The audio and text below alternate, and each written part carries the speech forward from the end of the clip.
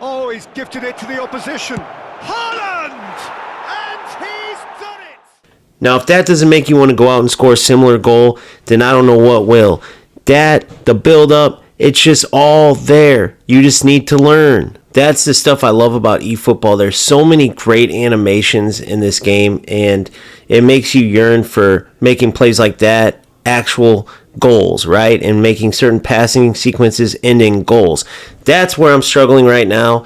Same with the defensive end, a little bit just with the individual defending, actually winning the ball. But something that I've worked on a ton is the positioning and how the players feel in these different positions. And the biggest mistake I made is something that I warned you guys about, which is I looked up the number one player in eFootball. I think his name's Jinsu. I could be totally saying that wrong, but he's a Japanese gentleman and he is constantly at the top of the rankings. And I went ahead and used his settings, which was the worst mistake because I'm nowhere near ready for his settings. I essentially played in a 4-2-4, and even though I could see where it was so offensively potent, I just am not ready for that, right? And so I wanted to provide you more realistic tactics that can help you right off the bat, even if you are a higher level player, because just like I said about FC, most players aren't going to be at the level of the number one player in the world at a game, right? And what these tactics that I'm showing you here do is they give you passing options everywhere as you work the ball up the pitch. The worst thing you can do in eFootball is get the ball and not have a decision made because there's a bit of a delay in passing, and with the OP defense, it's going to close you down quickly. If you linger even just a little bit, you will get the ball stripped from you and you will get countered. So this setup ensures that you will have passing options throughout the entire pitch. So let's get into it. Now, in eFootball, you can manually move the players exactly where you want them positioned, and then you see what formation it turns out at the end. This one is a 4-2-1-3, just like FC. I promise you on everything that was by chance. I did not look to set up a 4-2-1-3. I looked to set up a formation that would work the most effectively in eFootball, and it just came out to be a 4-2-1-3. With that being said, goalkeepers in eFootball you don't touch. So I have Donnarumma, he's just there, right? As far as the back four, you can push these back four all the way back to where they're essentially on top of Donnarumma. That is what that top player in the world, that's where he had his back four further back. But again, we're not at that level. So I pushed my back four up because I liked when they were further up the pitch to intercept balls into the attackers of the opponent. When they're pushed further back, right, it almost gave the opponent a free opportunity to receive the ball more often than not, and I knew there were some instances if I had my back four pushed up, I could intercept those passes, and sure enough, that's what happens. So I line my back four up right at the top of the box when you're manually moving them, as you can see here. If you need to, you can pull up this video when you're setting your settings up. Now, again, you can push them further back all the way to where they're essentially on top of Donnarumma in this screen, but I found it better when they were pushed up. Their ability to intercept errant passes into the attackers, step in front of them and win the ball is definitely worth pushing them up in my opinion. Moving on to my defensive midfielder, I have Declan Rice, and I have him smack dab in between the two center backs, and he doesn't move from that area.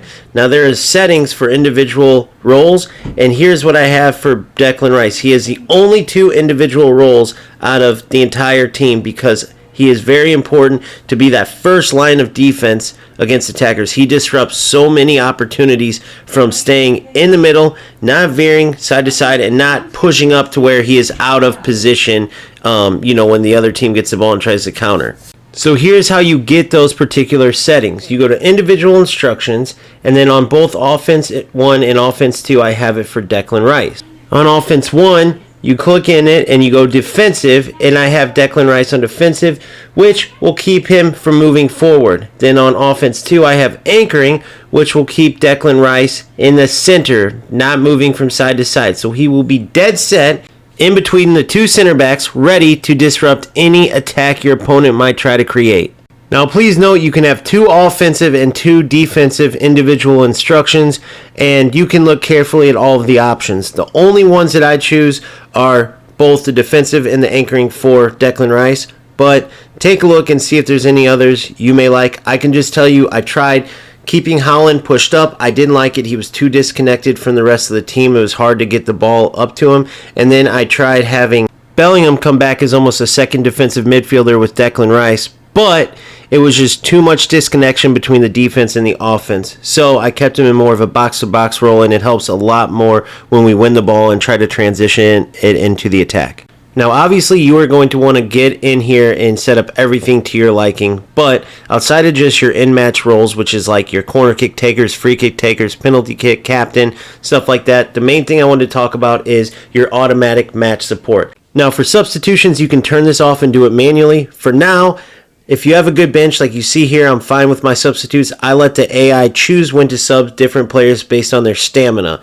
However, I could totally understand, and I will probably eventually turn this off. I just like when they make subs, and then I can also see some different players that I haven't seen yet. For now, that is how I have it set up. Offside trap, you can turn that on or off. I have it off.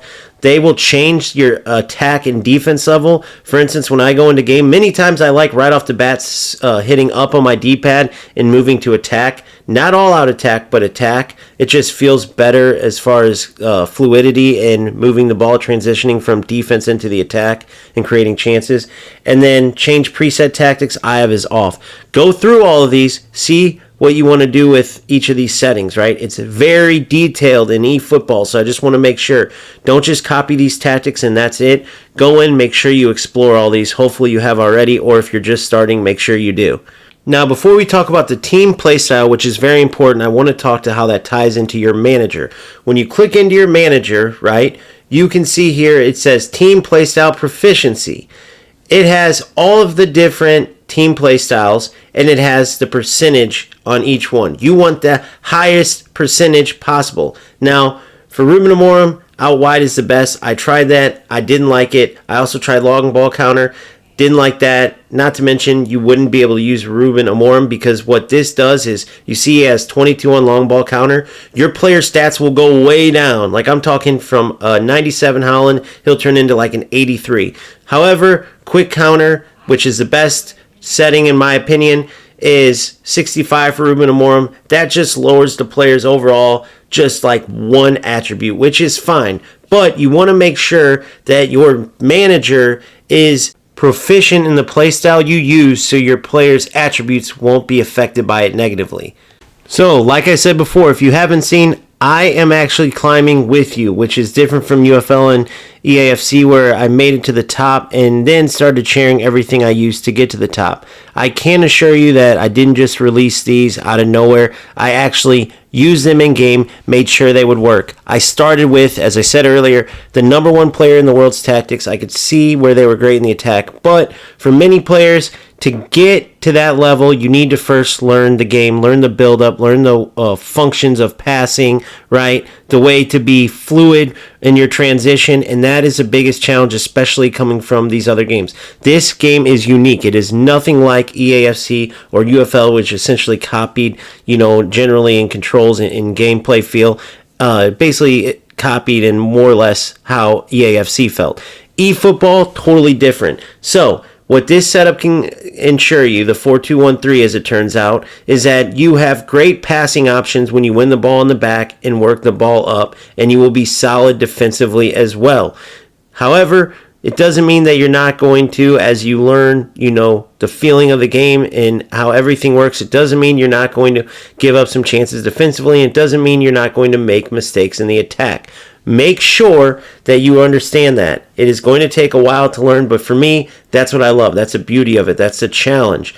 Once you do, though, the passing, the different animations come off brilliantly. Give the game a chance. Give these tactics a go. Let me know how they work for you. Keep grinding. Keep having fun, and I will see you next time. Peace! Oh, he's gifted it to the opposition. Haaland!